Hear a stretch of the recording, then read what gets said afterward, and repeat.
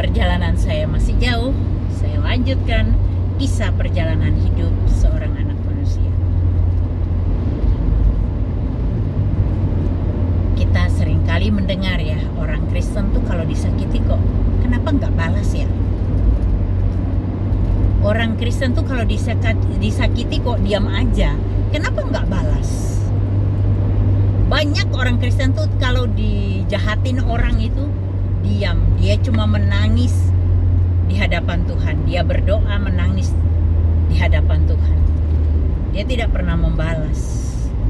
Itulah orang-orang Kristen sejati, tidak perlu membalas, karena pembalasan itu bukan hak kita. Kita tidak punya hak untuk membalas kejahatan orang lain kepada kita. Orang Kristen yang disakiti dan mengampuni, itu orang Kristen sejati. Kalau orang Kristen yang disakiti kemudian membalas, waduh, hal itu perlu dipertanyakan, dia benar pengikut Kristus atau bukan. Karena kalau pengikut Kristus yang sejati, pasti ada pengampunan.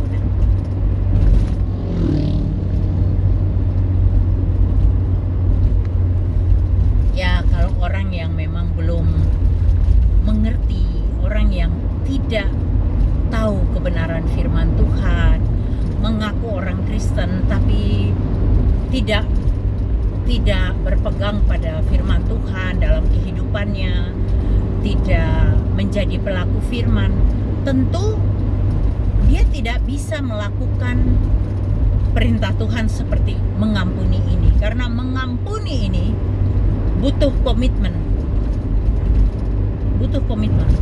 Dulu saya belum jadi hamba Tuhan, sulit juga loh mengampuni itu.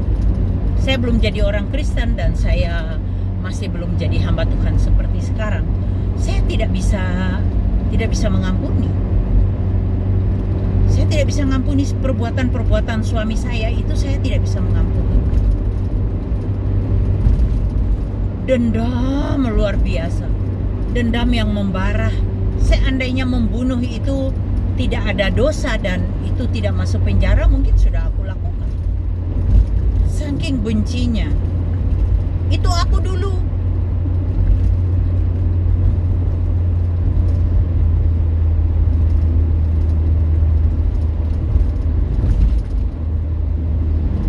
Dulu kalau orang bikin salah sama aku, langsung tak labrak. Keras sekali saya. Kuping saya cepat tipis, cepat panas. Kalau dengar orang saya benar tapi dirasanin orang, dikata-katain orang, wow.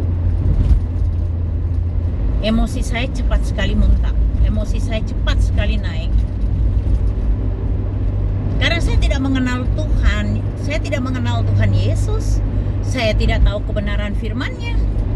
Saya juga bukan jadi pelaku, sehingga saya tuh dengan mudahnya bisa melakukan hal-hal yang seperti begitu.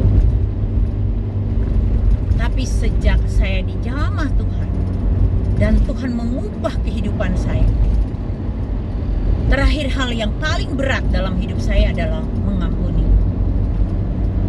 Itu begitu berat, terlalu berat untuk saya. Kok enak ya? Saya harus mengampuni dia yang sudah menghancurkan kehidupan saya.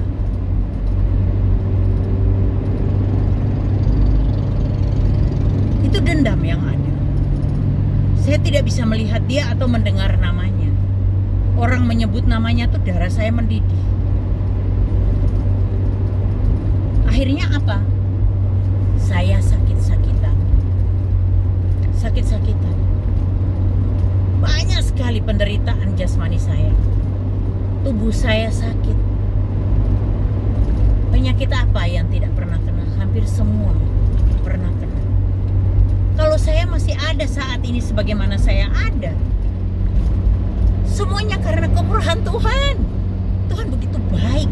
Tuhan menyembuhkan, Tuhan memulihkan hidup saya. Wow, Tuhan Yesus luar biasa. Dahsyat perbuatannya. Ternyata Tuhan Yesus itu luar biasa. Karena saya juga bukan orang percaya ya. Saya selalu Carlo dulu bilang, orang Kristen tuh orang-orang goblok. Manusia kok dipercaya diangkat jadi Tuhan. Orang Kristen tuh otaknya taruh dengkul ya. Kok bisa begitu ya mereka berpikir? Tuh, Tuhan Yesus manusia biasa. Kenapa dia bisa diangkat jadi Tuhan? Kenapa kalau dia Tuhan, kenapa dia tidak, waktu disalibkan, kenapa dia tidak memanggil pasukannya, atau dia tiup aja dengan kuasanya, orang-orang di situ mati semua. Buktinya dia disalibkan mati, kok diangkat jadi Tuhan? Goblok orang-orang Kristen ya. Manusia kok dituhankan? Saya selalu bilang begitu.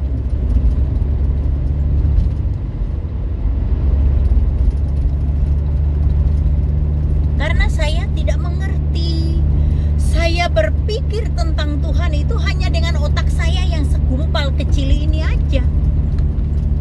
Tuhan itu terlalu besar buat kehidupan kita. Sorry. Dunia yang begini besarnya aja dia ciptakan. Dan Tuhan Yesus katakan bahwa waktu penciptaan dia ada.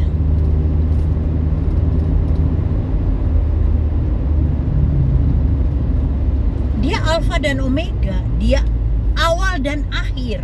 Dia ada waktu penciptaan ini, dan dia akan datang lagi sebagai hakim yang adil. Dia Alfa Omega, awal dan akhir. Di situ baru aku menyadari, ketika aku dijamah Tuhan secara langsung. Sebenarnya sih, karena aku bilang tadi aku orangnya keras, bandel banget. Sering sekali Tuhan Yesus datang dalam mimpi saya. Tapi saya bilang, alah, mimpi kan bunga tidur. Prinsip saya begitu, alah, mimpi tuh bunga tidur. Ngapain sih Tuhannya orang Kristen datangin aku, ngapain? Sekarang baru aku sadari setelah jadi anak Tuhan. Dia yang memilih aku, bukan aku yang memilih dia. Bukan keinginanku memilih Yesus, tetapi karena kehendak Yesus lah untuk menyelamatkan aku. Dia memilih aku. Makanya aku selalu mengucap syukur. Terima kasih Tuhan. Kau jadikan aku anakmu Tuhan. Anak kesayanganmu Tuhan. Terima kasih Tuhan.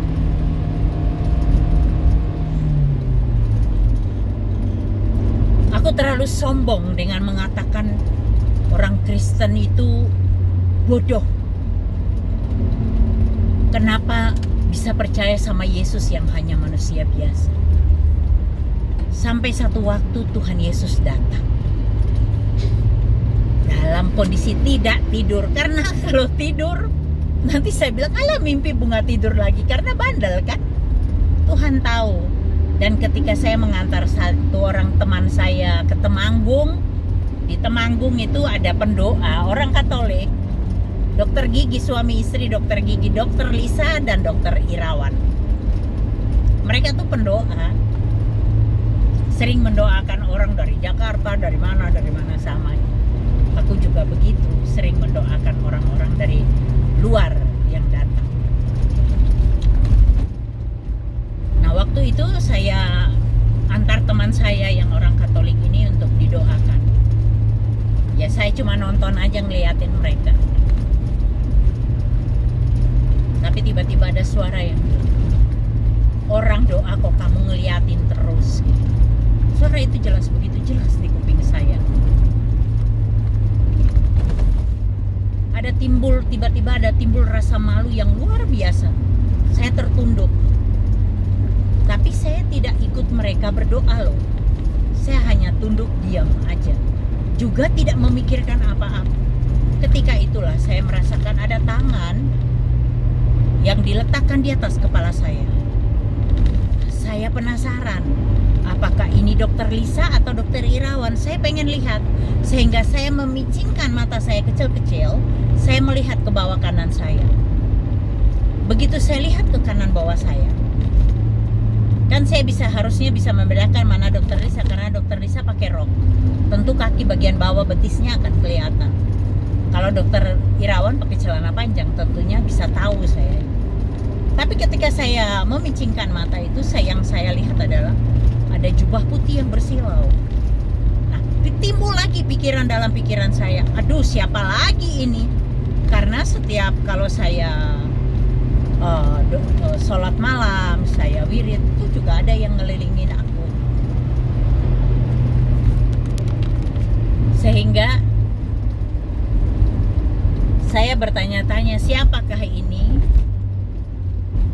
Saya pengen lihat wajahnya dan saya mengangkat wajahku melihat ke atas. Dan ketika saya melihat ke atas, di situ saya terjatuh, tersungkur.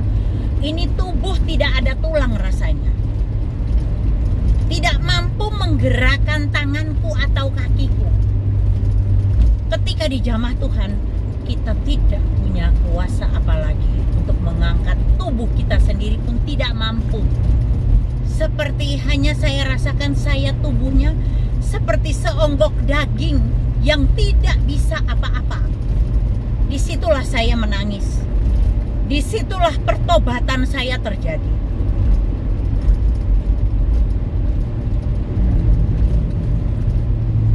Dan baru saya mengerti sekarang.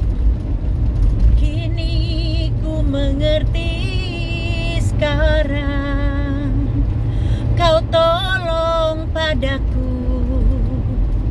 Kini ku melihat dan ku merasakan indah rencanamu.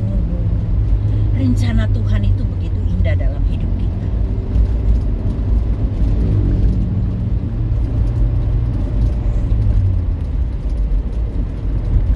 Makanya kita butuh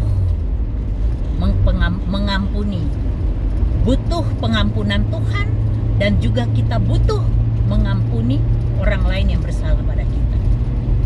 Karena itu di dalam doa Bapa kami, Tuhan ajari kita, dan ampunilah orang yang bersalah kepada kami.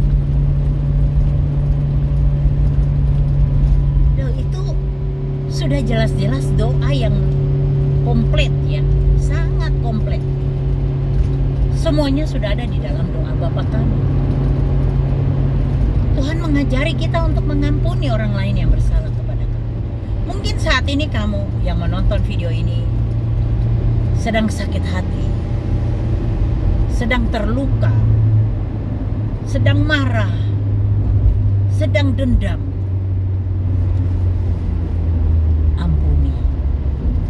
Lepaskan pengampunan. Memang sebagai manusia kita tidak sanggup mengampuni orang yang bersalah pada kita.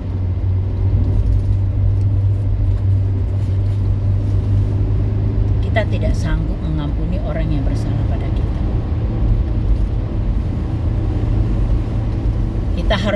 Kita butuh Tuhan. Kita butuh Roh Kudus untuk memampukan kita mengampuni orang yang bersalah pada kita. Kalau kita memaafkan mungkin bisa, tetapi soal pengampunan itu kita benar-benar butuh Tuhan. Tanpa Roh Kudus kita tidak bisa mengampuni. Paling kita cuma bisa memaafkan. Ya, saya sudah maafkan. Tapi untuk pengampunan yang betul-betul dari dalam roh kita mengampuni, melepaskan pengampunan itu kuasa Roh Kudus yang bisa. Jadi kamu kalau bilang kamu sudah mengampuni, tapi kamu tidak sungguh-sungguh sama Tuhan,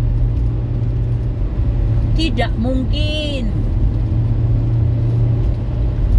Itu cuma seperti bara api yang menyala di dalam sekam. Satu waktu dia akan muncul meledak-ledak.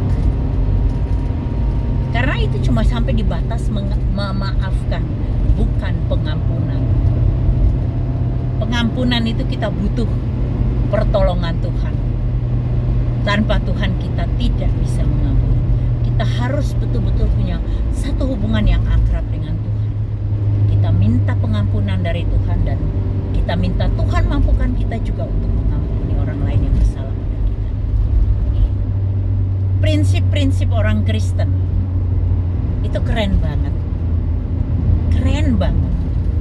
Tuhan kita tuh keren loh. Dia mengajari kita tuh cara hidup di dunia. Supaya kita tuh selamat di sananya. Dia mengajari mengajari kita supaya tidak ngoyo dalam kehidupan ini, mengejar harta, mengejar jabatan.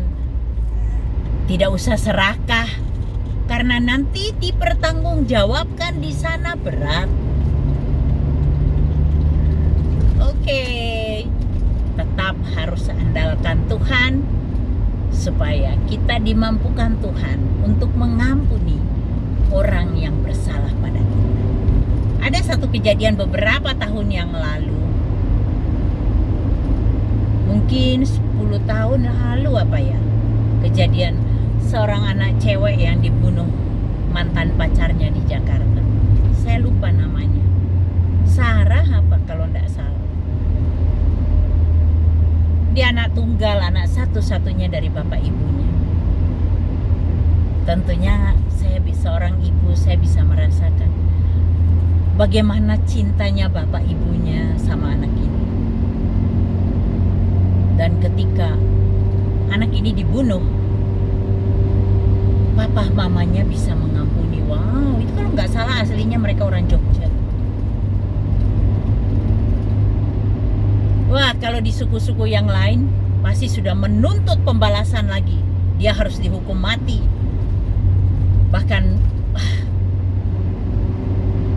tuntutannya mungkin berat. Tapi tidak. Bapak ibu ini mengampuni, bahkan mereka mengangkat anak ini yang cowok ini menjadi anak mereka. Mereka sering tengok ke penjara. Saya rasa mungkin sampai sekarang pun masih di penjara itu anak itu. Tapi bagaimana mereka memberikan kasih yang luar biasa. Padahal anak sendiri, anak kandung dibunuh loh. Keren pengikut Kristus itu.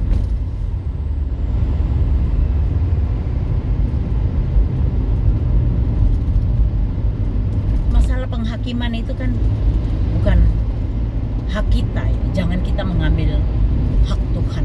Kita tidak boleh membalas kejahatan orang lain karena kita marah dan emosi. Tidak bisa.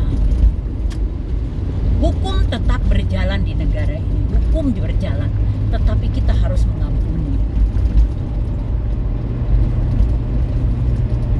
Orang tuanya Sarah tuh luar biasa. Mereka betul-betul hidup dengan, saya percaya bahwa ini orang-orang yang bergaul akrab dengan Tuhan, sehingga bisa mereka punya kasih yang luar biasa, mampu mengampuni. Wah, itu luar biasa loh. Sulit diterima akal, tapi itulah Tuhan kita.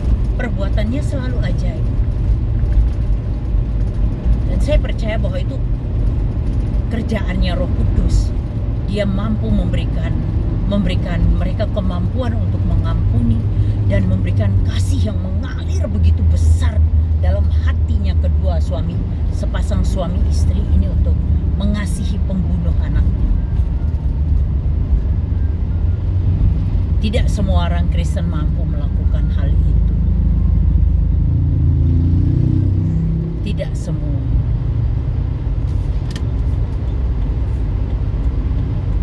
Hanya orang-orang yang mengandalkan Tuhan,